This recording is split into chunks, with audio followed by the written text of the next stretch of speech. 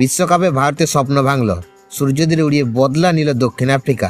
বন্ধুরা, আপনারা যদি দেখতে চান তাহলে ভিডিওটি শেষ অবধি দেখতে হবে, চ্যানেলটিকে সাবস্ক্রাইব করে একটা লাইক দিতে হবে এবং নোটিফিকেশন বেল আইকন দাবাতে হবে। চলতি টি-20 বিশ্বকাপে গ্রুপ পর্বের দাপটে পারফরমেন্স করলো সুপার 8-এর প্রথম ম্যাচে দক্ষিণ আফ্রিকার সামনে তাসের ঘরের মতো ভেঙে পড়ল ভারত।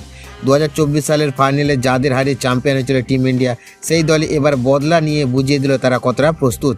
আন্তর্জাতিক টি-20তে 1 নম্বর দল ভারত যে এভাবে হারবে তা ভাবেনি ভক্তরাও। টস জিতে প্রথমে ফিল্ডিং করার সিদ্ধান্ত নেয় ভারত। শুরুটা দুর্দান্ত ছিল, অধিনায়ক এডেন মাকরম এবং কুইন্টন ডিকক দ্রুত আউট হন, কিন্তু ধ্বংসস্তূপের উপর দাঁড়িয়ে পাল্টা আঘাত আনেন ডেভিড মিলার। তার 63 রানের ইনিংসের সঙ্গে ডেড ওয়েল ব্রেভিস করেন 45 রান এবং অপরাজিত 44 রান যোগ করেন ট্রিস্টান টাব। নির্ধারিত ওভারে দক্ষিণ আফ্রিকার স্কোর দাঁড়ায় 188। লক্ষ্য তাড়া করতে নেমে শুরুতে ধাক্কা খায় ভারত। ঈশান কিষান 0, অভিষেক শর্মা 15, তিলক বর্মা 1 রানে ফেরেন। অধিনায়ক সূর্যকুমার যাদব করেন মাত্র 18।